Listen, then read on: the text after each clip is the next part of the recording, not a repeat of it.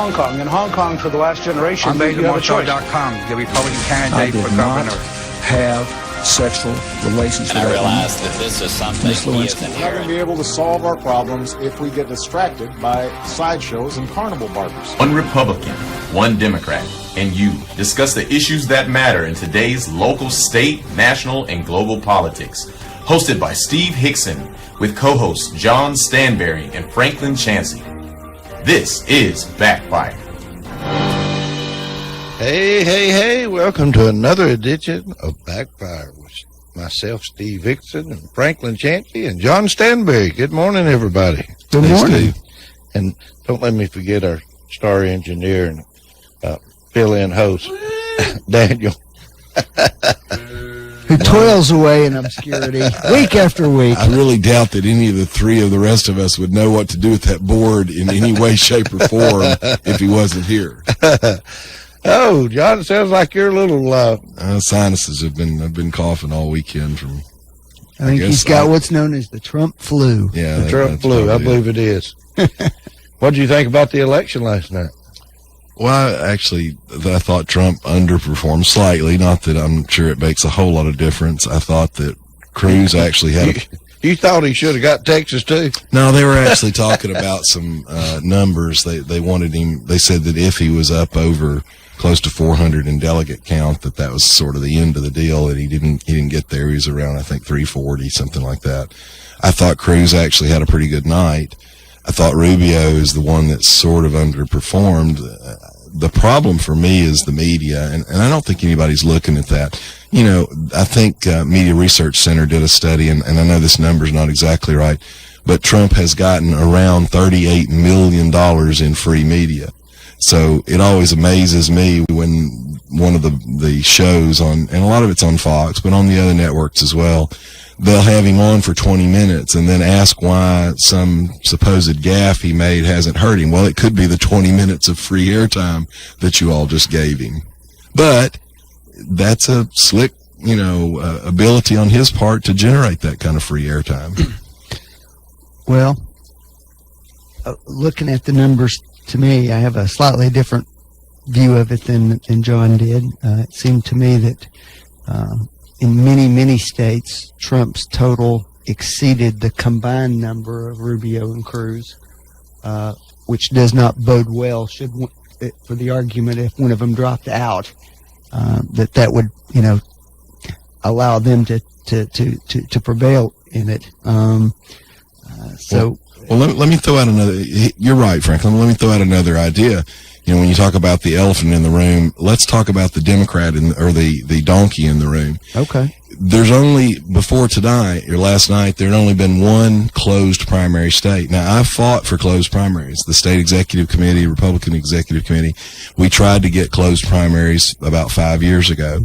We tried again this last year, and a lot of our mainstream politicians, Senator Alexander, Governor Haslam, they've all opposed closed primaries. Well, welcome to the world of open primaries. The latest research on Trump's numbers is only 29% of his voters nationwide are registered Republicans. A huge percentage are independents, a huge percentage are Democrats. What you did see, strangely enough, in the polls, though, was that particularly in the South, Trump, at worst, battled to a tie amongst evangelicals.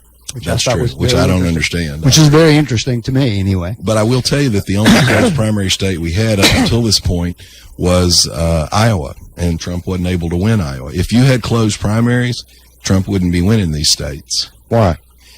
Well, because a lot of us think a primary is a family discussion. And generally, you don't invite your neighbor in to the family discussion. The neighbor's a nice guy, and you want to live next to him and get along with him in the general life that you have. But in your personal family discussions, you have it among family. And so right now, for example... So if I was a Democrat and I wanted to vote Republican, I couldn't do it? Well, the proposal we made several years ago was 60 days. You had to change your party affiliation 60 days out. And I believe the proposal, if I remember it right, actually would allow, if you were a registered independent, you were allowed to vote. So the idea was, if you've actually committed that I'm an independent, I'm not Republican, I'm not Democrat, then, you know, you can vote in either one, I guess. But if you're a registered, for example, in Massachusetts, this cycle, 20,000 registered Democrats have switched over and voted in the Republican primary. Now, maybe, you know, they're being touted as that Trump is creating this coalition that's coming together. But it could also be 20,000 Democrats orchestrating a move to try and elect someone they think they'd have a better shot at beating. Well, I have seen those efforts in the past. I will tell you, being a Democrat, I have not seen any organized effort to try and do that. Well, yeah, we had 20,000 people in one state. Switching over is a lot of people. Well, Trump brags about these guys. Yeah, but here's my point, He brags Steve. about this. And that was actually one of the arguments that the people that were against closed primaries made. We want to welcome everybody. Yeah, we do want to welcome everybody in the general election, not in the primary. The primary is where we pick our standard bearer. And I'm not saying this just for the Republican Party. You know, I don't think Republicans ought to be voting in the Democrat I'll primary. give John props for his consistency on this point. It's about integrity and honesty. Well, John, if I understand what you just said, if I want to vote either way, I just register as an independent. True. So, Well, that was a little bit of a gimme, because when we first started, most of us would rather say you have to be a Republican to vote in the Republican primary. And people fussed and said, well, they're independents. You know, what are you doing to them? Because they're not really Democrats. And so as a concession, we said, all right, fine, if you're a registered Democrat. But here's the point, Steve. It's 60 days. If you've truly had some kind of change of heart, change of conviction, you don't have that the day of the election, you know, the 2 days before the election. That's a change in your life. And so we didn't feel like 60 days was an unreasonable kind of confinement. well, I'm just going to debate with you just a little bit about this. But, you know, if I'm a voter and I change my mind last minute, Too bad. too bad. Yeah, too bad. Guess what? Republican Party's not a government office. Democrat Party's not a government office. It's a private group, private entity. And how do you protect the party when people who are opposed to the party are able to come in and help set the rules and pick the candidates? I mean, Steve, you have to admit, on just a logical basis, you're certainly opening a lot of doors for mischief when you allow Democrats to, at the spur of the moment, help shape your party. Well, let me ask you something, John. And you talking about shaping the party. Do you think the GOP should be so hard they should try to shape the party when the people are speaking? Look, you know, why did Paul Ryan make his comments? There was no need in Paul Ryan making any comments about anything. I was curious what y'all were going to say about that. You were very critical of the president last week what for did Paul weighing Ryan? into it. I haven't even followed what Paul said. So He what did he say? basically said he wanted to be absolutely clear that the GOP totally disavowed the KKK, David Duke, so forth, and any Republican candidate needed to do the same thing. Gave a very long speech about that yesterday. Here's the problem. The Republican Party is the party of all of the race improvements in this nation. All of the significant achievements in race and minority politics have really been at the hands of the Republican Party. I think the question was whether or I know. not Paul Ryan ought Well, to... here's my point, though. Despite that evidence, the media and the Democrats are quite successful in painting us as the party of the KKK, the party of racism. And so I think he probably was going out of his way to make sure he protected the party from an image that the media has been very quick and very capable at painting us as in the first place. Have you heard anything of a super PAC trying to pull together to stop Trump now? There's a couple. Actually, the bad thing about one of them is she's actually been getting threats. She's had donors call her up and say, we'd love to give money to you, but we've been threatened if we do. Who are you talking about now? There's an anti-Trump super PAC that a lady started, and she has donors that say they've actually been threatened if that, Cal Thomas wrote a piece just this week about how, I take that back. It was Dennis Prager. That he's never gotten the level of hate, emails and things that he's gotten from the Trump people. Now, look, I'm going to defend Trump too. This KKK thing is a completely manufactured thing. I think he misspoke a little bit the second or third time they asked him about it. He immediately disavowed it. But here's what kills me. There's video out there of Hillary Clinton. Matter of fact, I brought something of it. With Black Panther and everybody else? No. Robert Byrd, a Grand Kleghorn, I don't even know what the damn name of the office was, of the Ku Klux Klan. The difference with that is that Robert Byrd himself disavowed those things in his lifetime.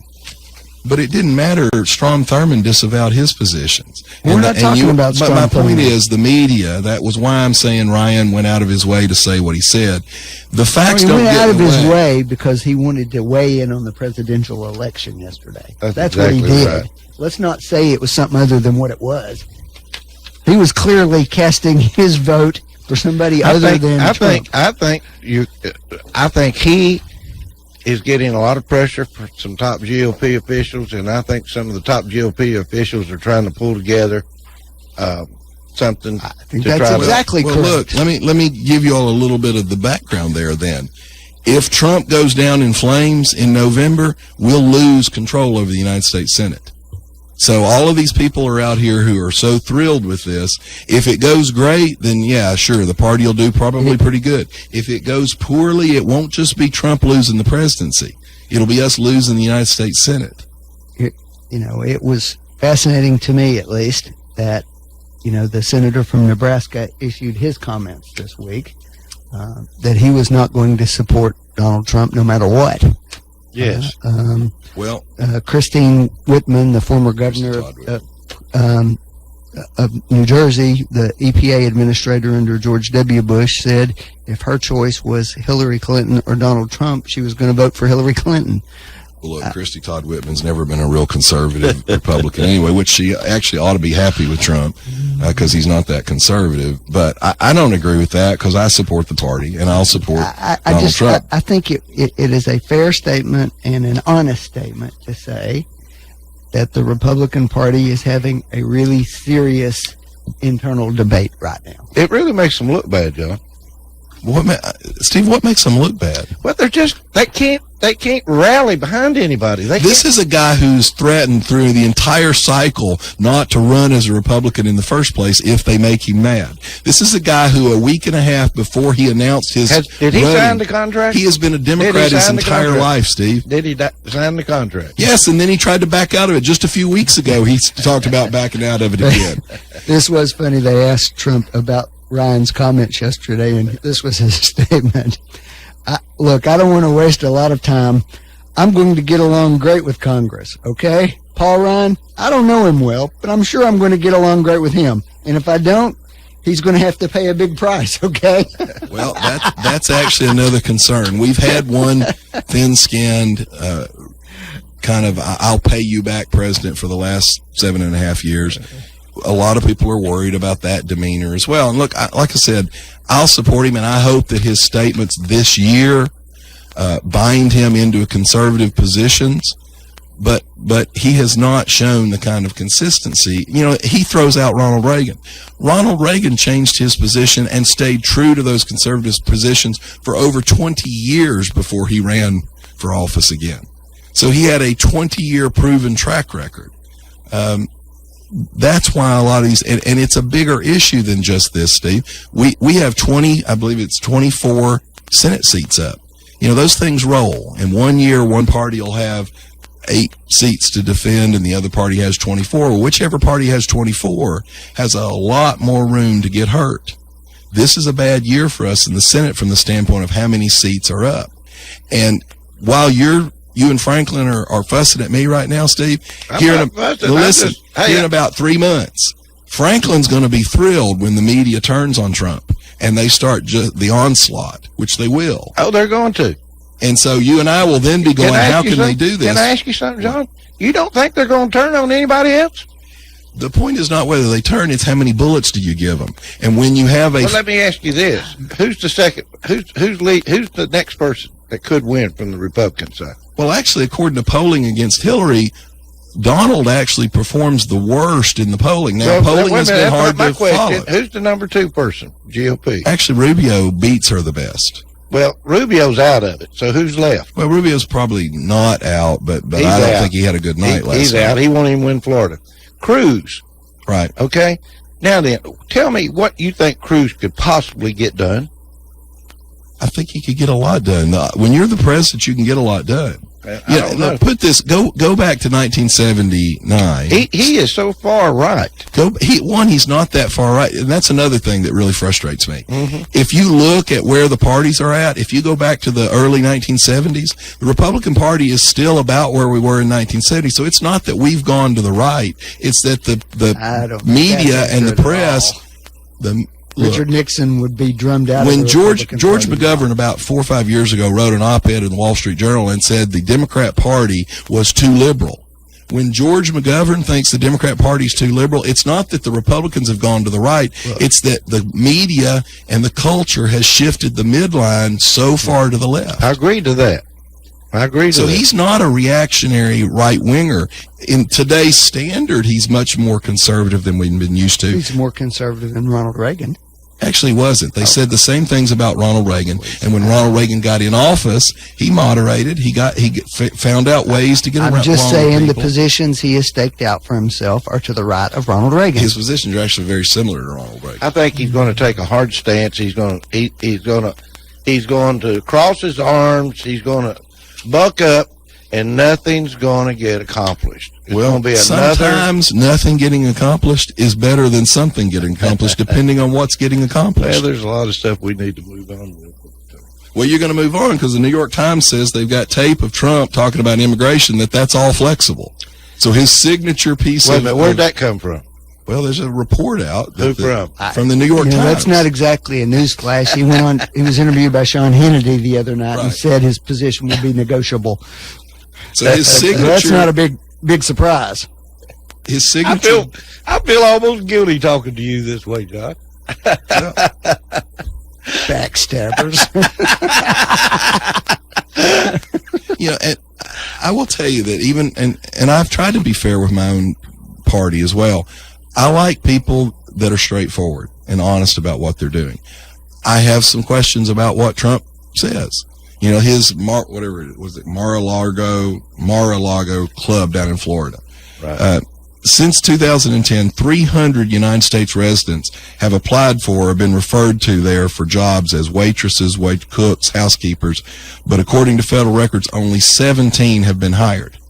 In the same time frame, he has applied for over 500 visas for foreign workers at Mar-a-Lago. Now, this is a guy that says he's going to bring jobs back to American workers, but in his own business, he's not hiring American workers. He's hiring. Now, I'm okay with him hiring foreign workers. You hire whoever you want to hire. But it bothers me when you'll say one thing, and these kind of things, Hillary's going to eat him up on this. Well, let's talk about pragmatism at this point. The next round of primaries, do you agree that it is really make or break for either Rubio or Cruz, the next one? I mean, probably so. The problem for Cruz, the reason they downplayed what the night Cruz had is that he had a pretty good night, but he should have theoretically had a much better in night. the states that are coming up Because appear less favorable right, to him. these were the most favorable states for him. And so he probably should have had a better in night. the states coming up, at least on paper, if they're going to help anybody other than Trump, you would assume it's Rubio. Probably. The problem for Rubio is he may do well in the upcoming states, but you're right, Steve. He's probably not going to carry Florida, and that's sort of a death nail. Yeah, You I don't think if carry he your own doesn't carry Florida, he's done. And it's a winner take all, isn't it? I believe it is. I think it is. So you don't get proportional delegates there. So In Texas, It was proportional. Well, if Cruz had gotten over 50%, it was winner take all. It's sort of a hybrid state, but he hit 46 or something like that. So he didn't hit the mark to take them all. So Trump gets some.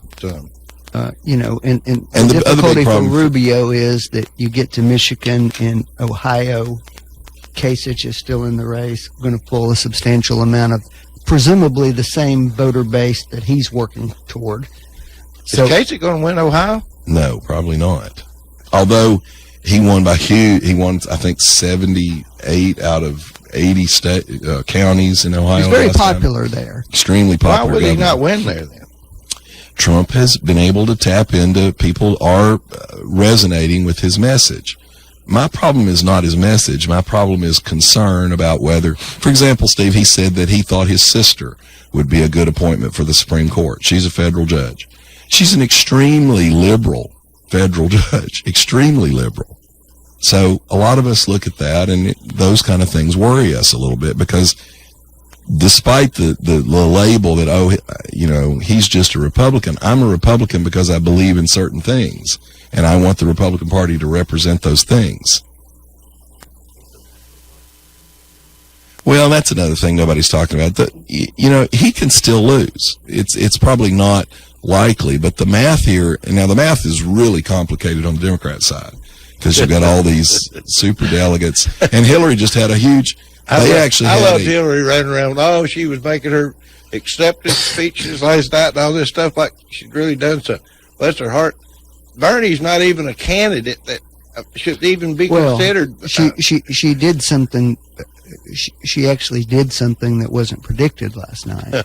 No. What? Tell me. Going in, and there was a substantial argument that he was going to win Massachusetts, and it was really a big part of his argument moving forward. He did not. And then secondarily, all across the South, her margins were something like 75 to 80% to 20, which means he got no delegates at all in those. So it was a good night for her. I guess what I'm getting at, Franklin, is Bernie's so far out there. I mean, everyone is aware that he didn't have a chance to win.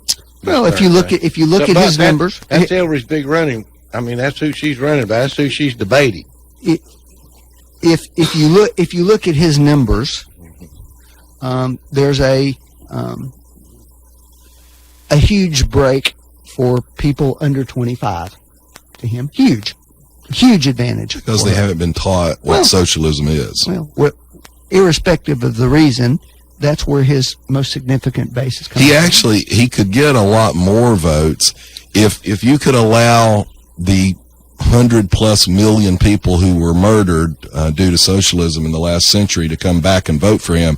He'd get a huge series of votes, I'm sure. But, you know, the young kids don't know about the 100 million people murdered in the name of socialism last century. What do you think about Chris Christie joining Trump? He has really hurt himself. He's really screwed up. Yeah, he looked as meek and mild as I've ever seen him last night, standing on a stage. Well, 7 newspapers, now they're all owned by Gannett, however you say that. But people who had endorsed him came out and blasted him yesterday. Yeah, Meg Whitman, who's been a stalwart of the Republican Party, ran for governor in California, CEO of Hewlett-Packard. She was his national finance co-chair. She wrote a scathing piece that she was done with him, couldn't believe he had done what he did, and she's a personal friend of theirs. But 7 newspapers in New Jersey, now they're all owned by Gannett, which owns USA Today, have called for him to resign. Resign from what? From the governorship. His approval rating hit an all-time low this week. Well, I think he's moving on from the governor. I think he's looking at something else now. But now the media, like I said, they do eat. They take things and they run with it. For example, the little off the mic comment that Trump said, "Get on the plane and go home." They made this big story. Trump was actually being nice to him. He was being very nice. He was trying to say, "Hey, I appreciate it. Yeah, here's my plane outside. Here's my plane. Go on home and be with your family." Well, it's been a strange week for the Republicans. I mean, honestly, look. I thought it was been a great week. You remember Ronald Reagan's 11th Commandment? Remember that one?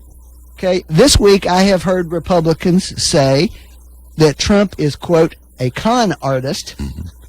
No, Remember? No, that's what Rubio said. Rubio Hold said on. that. I have heard Rubio make comments about the size of Donald Trump's manhood, suggest that he wet himself during a debate. I mean, all kinds of crazy stuff going on. What about Rubio, the way he came out the last week? Here's the problem. I mean, all right, but now that helped him or hurt him? I don't like it. I'll be honest with you. I don't like it. I think politics is a noble profession. So I don't like the coarsening of politics. But Steve, here's a problem with the very format of that question. Why did Rubio feel he had to go to the personal attack? Because that's what Trump has used so effectively through this campaign, and no one's been able to land a blow back. And so, to be honest, it's amazing to me that we will now discuss how inappropriate it was for Rubio to say that when he's actually simply mirroring the technique Trump has used. What got me about that is Rubio, the whole deal, kept saying he wasn't getting in that. He wasn't getting in that. He wasn't. He was going to stay focused. He was going to keep. I think he'd been better off if he'd stayed there instead of coming off of it. I don't like it. But my point is, Trump's the one that started all of that and is the master at it. Did you watch? So we're going to move on. That's the end of the discussion at that point, right? Did you watch Trump's speech last night? I didn't. I didn't get to. Well, you really missed something. I heard he did a nice job with it. It was a great job. He looked very presidential. There was there's no threats. Look, I've said that all along too. A lot of this bluster, a lot of these positions, he is a negotiator. Now the problem is a lot of us think that certain things shouldn't be negotiable. I personally, on the immigration, for example, now I'm chewing on him a little bit for saying it's negotiable. It probably should be negotiable. It bothers me when people sort of lap stuff up without critical thinking. And he said he might build the wall 10 foot high instead of 12. Well, that's actually to cover the fact that it probably means he won't actually build the wall. No, he said without a doubt he's building the wall. Well, I'm still waiting to know how he's going to make a sovereign nation pay for something. And the problem with these things is they're very simplistic answers. Now, I don't think he's unintelligent. I don't think when he gets in there that he can't figure out a way to do it. But you can't force another nation to do it. And people go, oh, well, he can use trade. Well, if you do that, they'll punish you. Mexico's actually, I think, our second largest trading partner. They can hurt us just as much as we can hurt them in that kind of trade war. So you can't do these things as simply as he says. And that's part of what worries me about the vast majority. Part of this is just the electorate in general. You know, I'm fussing about the Sanders people not understanding socialism, but none of these people understand any civics. They don't know how the Supreme Court functions. They don't know who's on the Supreme Court. They can't identify the vice president. They can't identify their state senator, their congressman. We are becoming a slovenly, lazy, ignorant nation. Well, I agree. There's not a whole lot of people that are very involved in politics anymore. Well, here's the thing. When you say ignorant, that's another thing. You'll get attacked for calling people stupid. Go look the word ignorant up. Ignorant doesn't mean you're stupid. It means you're uninformed. And the American public is grossly uninformed. Why do you think, I want to come back to this, why do you think Paul Ryan came out and thought he needed to say something? Because whatever Trump does, not only will the media attack Trump with those attacks, they will attack the entire Republican Party. And so he's concerned. Trump says some of these things, and he does have sort of a Teflon exterior where he can get away with it, but not everybody will be able to get away with it. And they will saddle the Republican Party with being racist. Mm-hmm. What do you think about the comment about Trump wanting to make it a little easier to sue newspapers for libel? Actually, that worries me because that's the thin-skinned. Nixon did that. Obama has actually been one of the closest presidents since Nixon to an enemies list. You know, we know that he used the IRS to, take retribution against his enemies. I don't like that concept. I don't like the concept of the government using the courts or using the mechanism of government to punish enemies. What's your opinion, Franklin? Oh, I think that of a newspaper saying something that's just grossly wrong. Well, being held responsible. First of all, there's a difference between newspapers expressing opinions and reporting facts. As long as it's on their editorial page, I don't care what position they take. That's their right to do that. That's the grand tradition of American newspapers. But I don't think if they're reporting information that they ought to be more likely to be sued, particularly by political candidates. I think that's a disaster waiting to happen. And Obama would be right in step with that, because he's actually used the courts very effectively. And this is this would be a strengthening of the executive. I mean, Steve, think about it. Would you want Obama to have that ability, an easier libel law, so he could sue people that said things he didn't like? Well, I think some of these newspapers have they've gotten so extravagant in what they're reporting these days. They really need to have something to. And who's going to decide what's right and what's wrong? The government? The judge. Because you trust the government, right? The judge. So now let me see if I want to make sure I understand this right. The judge. Trump is running on the idea that the government sucks and it's inefficient, but he also is running on the idea that he wants the government to decide what the newspapers should and shouldn't have said. No, I think it's a lawsuit. You can file a lawsuit. Well, he's been very litigious. I think Franklin should be all over this. No. Not as an attorney?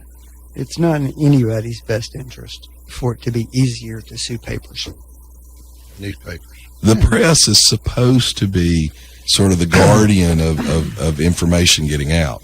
Now, a lot of that is changing. The internet has grossly changed the nature of this stuff. And what is Trump going to track? Put it this way.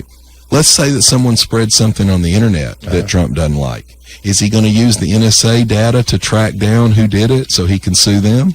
I don't know. I haven't got that far yet. No, but those are questions you have to think about. What I hear is what newspapers say.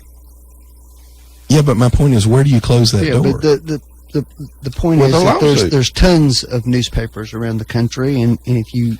let me ask you another question, John. Let's change the subject in just a second. Should frivolous lawsuits, people that sue other people, should there be something done about who pays the bills? Yes, I've always supported the British rule.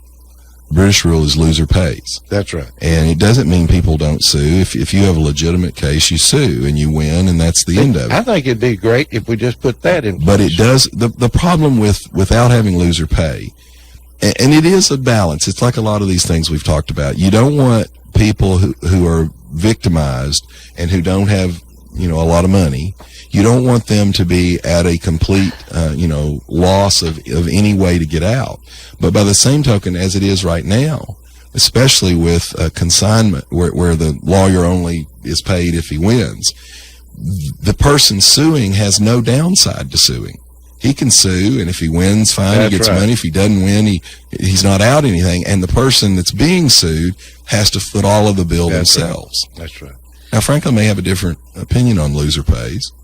What's your opinion? Let me tell you who loser pay affects the most. All right. The poor person.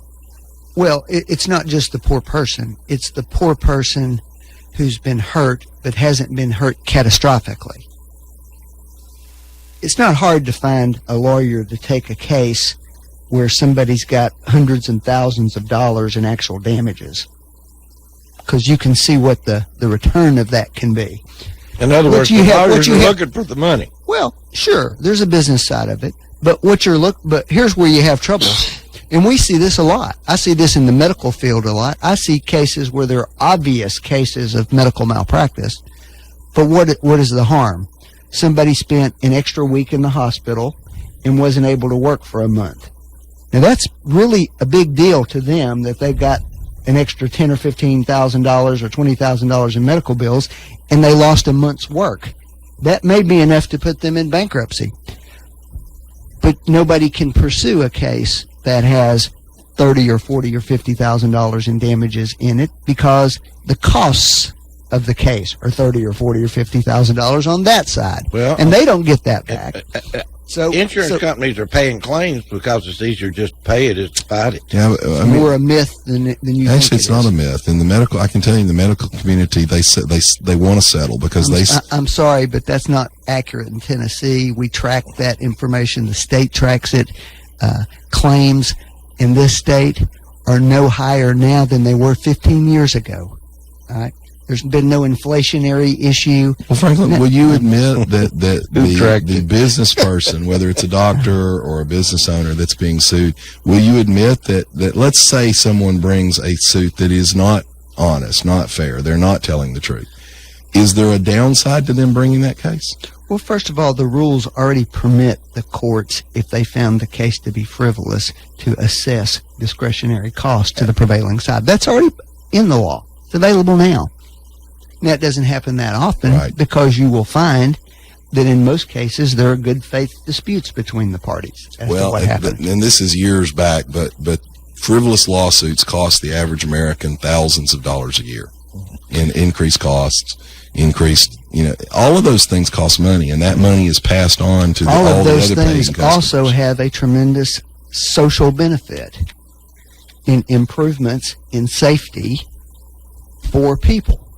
There's a reason we don't have exploding Pintos now because of those lawsuits. About 24 years ago, when my daughter was born, there was only one OBGYN in Cleveland delivering babies. At the time, there were 9 family practitioners in town. All 9 family practitioners are trained and qualified to deliver babies. Most of them enjoyed delivering babies, but they couldn't afford the malpractice insurance, so they didn't deliver any babies. So all of the tens of thousands of people living in Bradley County were having to deal with only having one person to deliver a baby simply because of the malpractice problems. Well, what changed that? There are lots of people delivering babies here now. Well, eventually some more OBGYNs came in, but the family practitioners are still not delivering babies. And guess what? If you live in rural Polk County, there's a family practitioner that'll go to Polk County. There's not an OBGYN that'll go to Polk County. Well, there may be. My point is, the more rural counties are much more likely to have a family practitioner there. Well, there's only one medical provider in all of Benton, period, and that's a government grant. They will not deliver babies because of the malpractice insurance. Sure. But what's the other side of that? You've got more specialists who are providing that care, and that costs more, and that actually increases the cost of medical care, which is one of you all's justifications for taking over 6 of the economy in Obamacare. The question then becomes, though, did you get an increase in the quality of the services that went along with it? Well, we've got to take a break here, but anyway, this goes along with education, same thing. John, you've said it. Schools used to specialize in certain things. Right. Now, because of the money and the grants and everything else, they're specializing in everything. Everything they can find where there's a dollar to make. Because they get more government money. And then the price keeps going up. We got to take a break. We'll be right back. You're listening to Backfire with Steve Hickson. We'll be right back after this. Check into Cash. The cash you need today is waiting for you at Check into Cash. It's your money, so come in and get it. Get a payday advance today for up to $425. At Check into Cash, we make it quick, easy, and confidential. The cash you need is right here, so stop worrying and stop in to Check into Cash today. Borrowers often use payday advances over a period of months, which can be expensive. Restrictions apply. See store for details. Did you know that U.S. Money Shops cashes all checks, even the ones most check cashers reject? Tax refund checks, government checks, payroll checks, and many more. And when you cash a check with U.S. Money Shops, we'll give you 10% off your next purchase. At U.S. Money Shops, we have everything you need at a fraction of regular retail. So stop by one of our 11 locations or visit us online at usmoneyshops.com. Buy or sell or apply today the better way at U.S. Money Shops. Some restrictions may apply. See store for details. If you need a little green, Lending Frog is making deals. He'll lend you cash on any kind of wheels. Borrow just a little, or you can borrow big. Lending Frog is a new financial gig. It's hip to hop into cash. LendingFrog.com is making a splash. Dig it, dig it.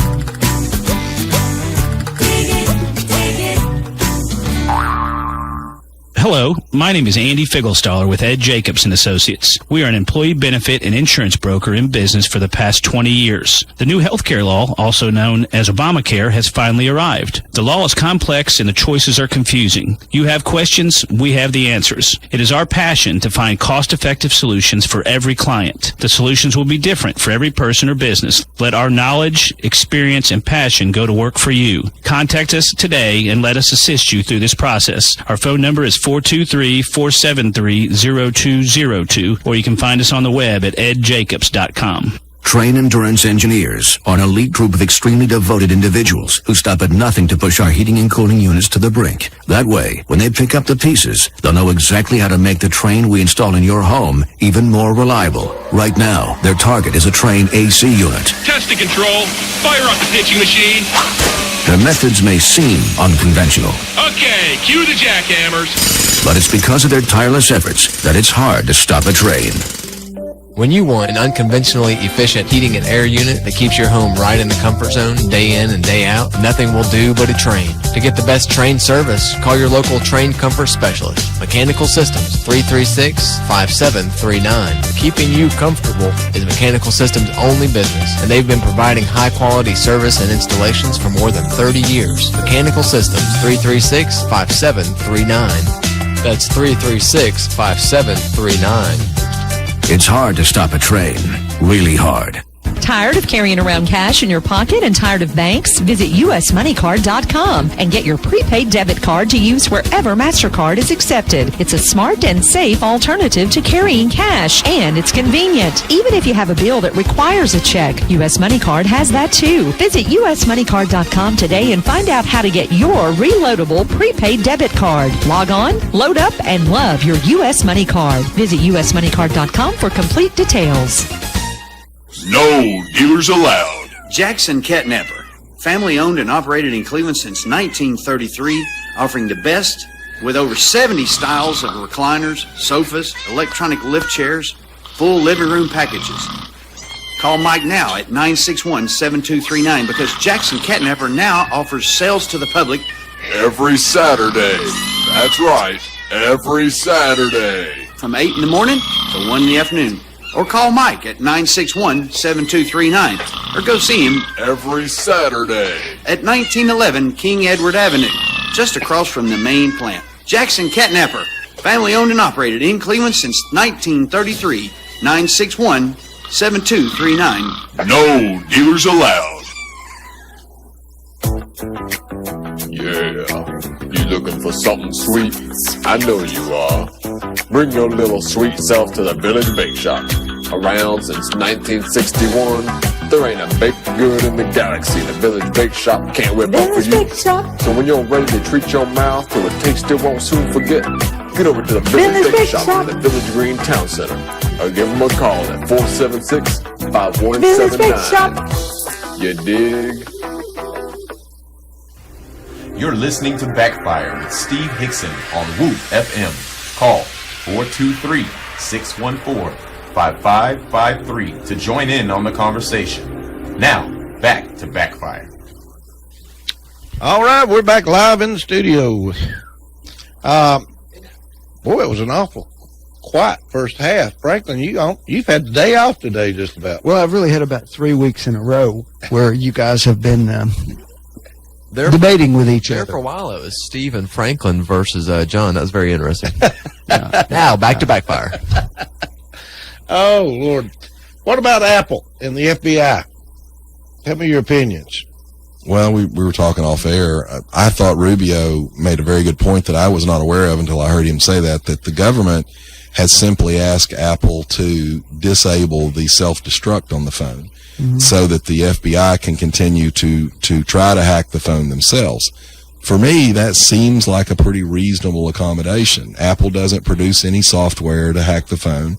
There's not the danger that software could then get out. Apple hasn't betrayed anybody with hacking the phone themselves, but it does allow the FBI to try and get that information to protect Americans.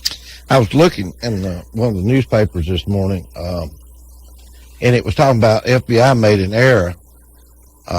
Evidently, they had tried to open one of these phones, and Well, it kills it And after 3 or 4 attempts. Yeah, and it kind of destroyed that phone. So that's why they're asking for them to disarm.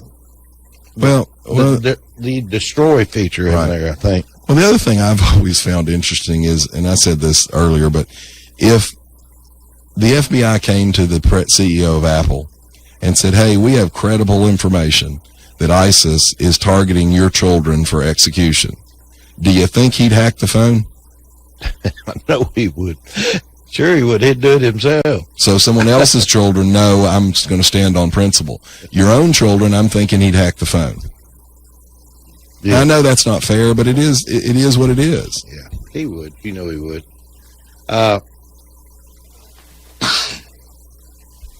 But frankly, I asked this as an attorney, what is the difference between, we've traditionally accepted that the government can get a court order and can come into a home and search that home if there's whatever they need to get the court order in the first place. Sure. Instead of keeping our records on a piece of paper in a file in the home, we now keep our records on this electronic device. What is the difference in getting a court order to search a home and getting a court order to search that phone? Well, if the defendant were alive, you could get a court order for him to unlock his phone for you. But in this case, the state owns the phone. Well, and that is a distinction in this case that doesn't get talked about very much. That the property owner in this case is the state. And but Apple's view is, we don't care that you get into the phone. You're asking us to create a product that other people could use to get into the phone, is their argument. But the disable argument takes that off the table as well. I think that's a disable the self-destruct. Yeah. And y'all were saying that apparently Bill Gates is weighed in surprisingly on the side of the government. Yeah. It's a, all the wonderful technological advancements that we've enjoyed in our life create new challenges for our society to deal with. And it's not really a surprise that the answers are not completely obvious immediately to us. There may be a point where as a society we come down and say, this is our priorities. There might be risks associated with it, but we're willing to accept those. Okay. We can do that as a society. But these are new issues that we're just starting to grapple with, that we've never had to grapple with before. And it doesn't surprise me that it'll take a little time for us to sort through them and figure them out for ourselves. In other words, several years of lawsuits or something. Well, I don't know about lawsuits, but it's a debate. Well, we're having a debate with each other. Well, yes, but don't we also have a court order in place? Isn't Apple basically defying a court order at this point? Well, they appealed it. And so that process is all right, so what happens if they lose? Are they going to follow through? I assume that they'll follow the court order eventually if it remains in effect. I don't know if it will or not. Again, one of the things that happens in cases like this is the very first time this issue's ever been presented to any court anywhere. Nobody can look back and go, oh, well, the court did this in 1972. Right. This is the first time. But you also have to follow that further out into the future as well. Absolutely. More and more of our records will be electronic. Absolutely. And if you're going to stop these terrorists from attacking us, more and more of that evidence and that intel is going to be in electronic format. That's what NSA is all about, isn't it? Well, that's another part of this story. There's speculation that the NSA already has the data, but the FBI doesn't get along with the NSA, and we can't get an answer as to whether the FBI has asked the NSA if they have it and to provide it. Well, presumably, as I understand the NSA surveillance thing, if the traffic on the phone was with an out-of-the-country source, then that might be in the NSA database. If it was strictly inside the country, as I understand it, it's not. So, but I thought that if they targeted it at that point, then they tracked all of the information. Do they not? I think that they have to go to the FISA court and get the warrant to do then that. Those warrants are secret, so we wouldn't know about that either. Sure. And then there's a question as to whether or not that information is available for use in a court or not. All right. What about the Supreme Court nominee? What's going on with that right now? Well, the president hadn't nominated anybody yet. The Senate is still basically holding to the Biden rule that they're not going to do that. I'm going to say the same thing I said the last 2 weeks. Go ahead. Whether you want to call it pure politics or whatever, the way the Republican Party is approaching this is going to bite them in the rear.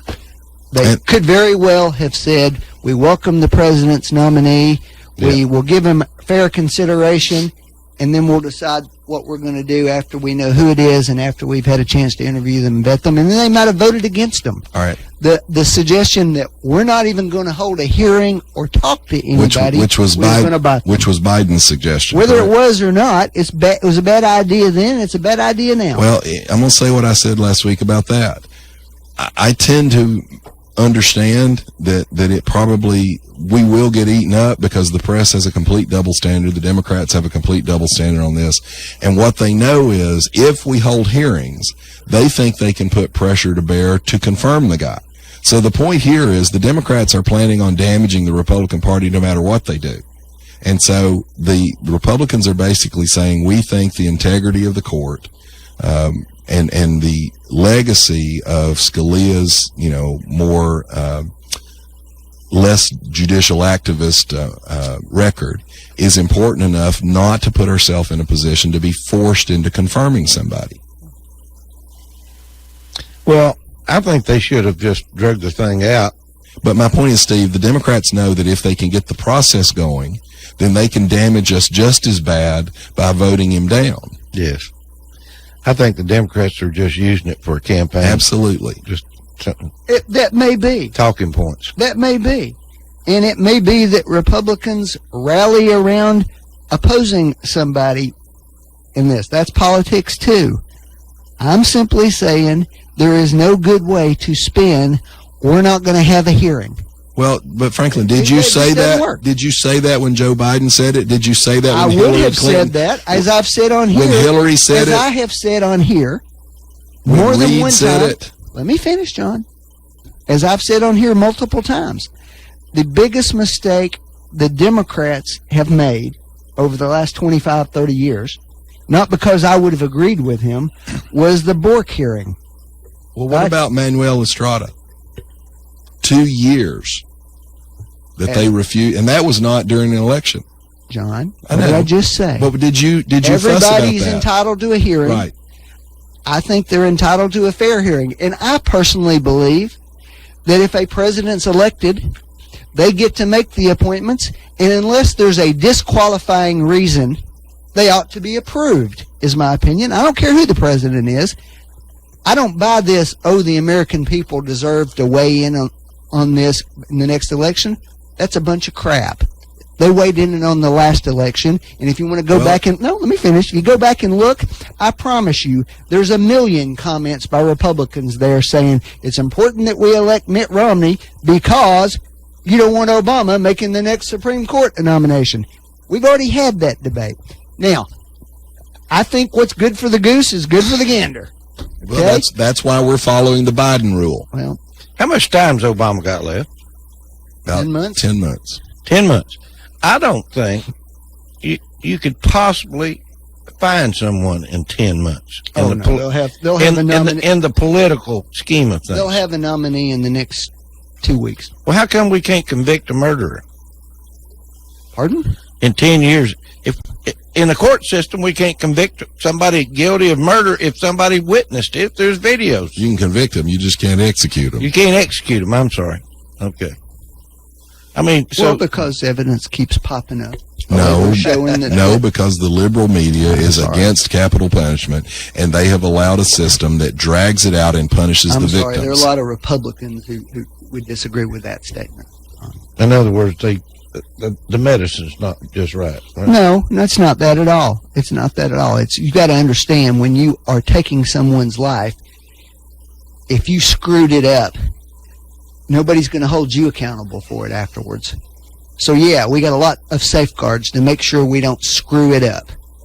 But a lot of that, and that's the way it ought to be. A lot of that screwing it up you're talking about, Franklin, was DNA evidence. Now that you're convicted with the DNA evidence, you would have thought that timeline would have sped up, but it hasn't. Mm-hmm. Well, that's a relatively newer. Franklin, how can you justify 10 years of appeals? Depends on what the appeals are about. If it's new evidence, you can always suggest. Most of them are not new evidence. They're just trumped up things, and a judge delays it and delays it and delays it. Look, if it's about the fact that, you had a public defender who had 3,000 cases on his docket appointed to represent you in this death penalty case, and they didn't do anything, that's relevant.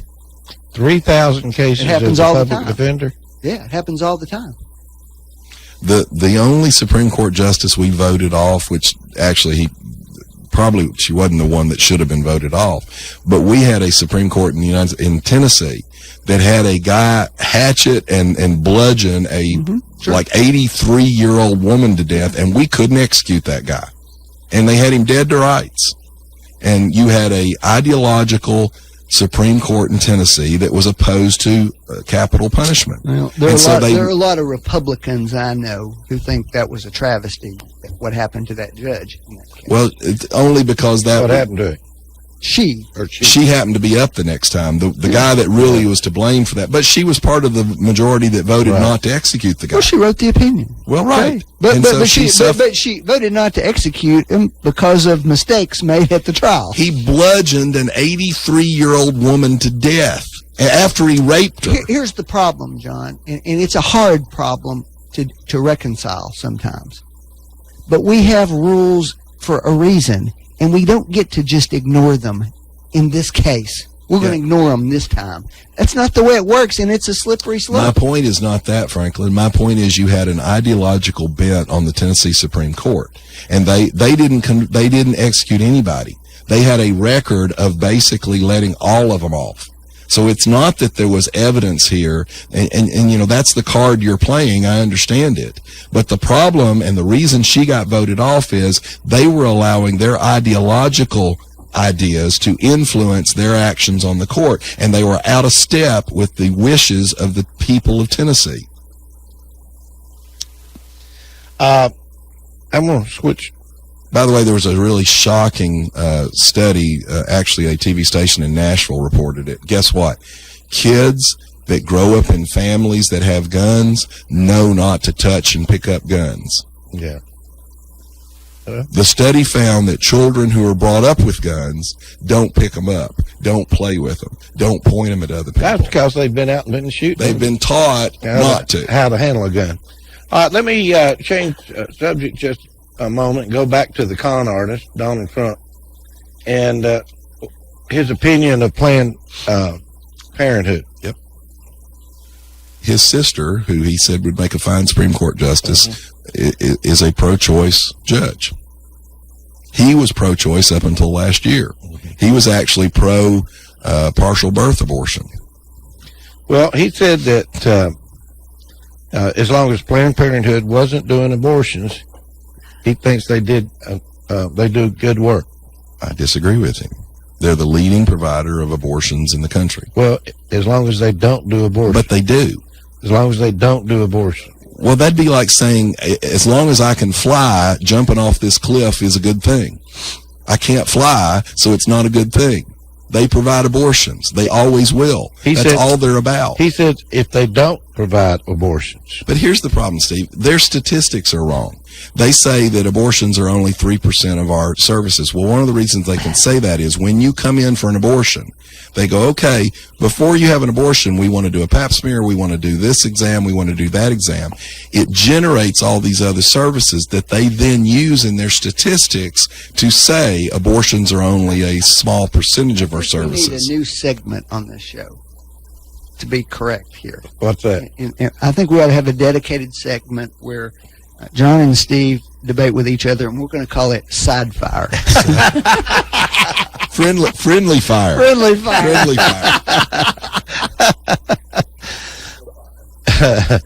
fire. Does it smell better if it comes from your friends? That's what we want to know. You know, I have to respect John, though.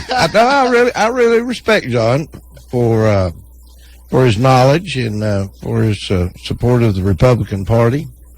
And I know it's hard to make a change like this, but it's time. Well, we've had hope and change. We bought bought into hope and change once before, Steve. I hope this one works out better. All right. Well, I guess we wound it up. I couldn't get you guys wound up today at all. What's going on here?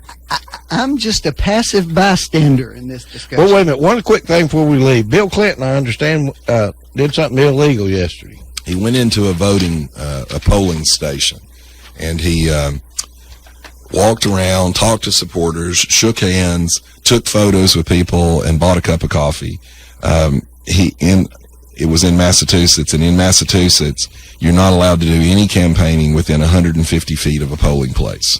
Now, you know he knew better than that. Well, the Clintons don't think the rules apply to them. I don't know anything about this story. I got to look it up and read about it before I can comment on it. Well, if it happened. All right, if he went into a polling place. I don't know what happened. If he went in there, would you agree that he should have known better? Well, I think as a general rule in Tennessee, I can't speak for Massachusetts, but I don't actually, think that's allowed here. In Tennessee, it's only 100 feet. You know anything about Redskins? 2 members of Parliament have sent a letter to NFL Commissioner Roger Goodell demanding that he change the Washington Redskins name, and that if he didn't, they were going to take action to prevent the team from playing their game in London. A American Navajo Indian, along with several others, has sent a letter back to them and said that they need to comprehend that our red concepts are powerful and meaningful within our society and have been passed on for generations. They should know that many of our continent's native nations describe as red-skinned, red people, or red-painted people, including members of the Apache, Choctaw, Huma, Beothuk, and Red Fire. And they said that these members of Parliament have been silent for years as professional rugby teams with indigenous-based names such as Zwarte Duivels, Diablo Rojos, the Amazons, or Otupis routinely come to England. London, and this is really interesting, London actually has its very own professional Redskins team, which amazingly was founded in the very same year as the Washington, D.C. team. The Secretary of State for Massachusetts issued a statement that the Clinton visit did not break Massachusetts law. And that's a shocker. Because their law prevents handing out flyers within a certain distance of a polling place, not visiting it, is what it says. Their law actually says campaigning. And that's really the argument. Well, I'm sure he was in there just shaking hands. I didn't say whether it's a good idea or not. He said it did not violate the law. You think he's in there just shaking hands and saying howdy doos to everybody? Well, I mean, it all depends on what the definition of is. I think that's good enough. Hey, folks, we'll see you next week. Bye-bye. You've been listening to Backfire with Steve Hickson, John Stanberry, and Franklin Chansey. Catch them again on Whoop FM at noon today and every Wednesday morning from 7:30 to 8:30. Now, back to more music on Whoop FM. Oh, my love, please tell me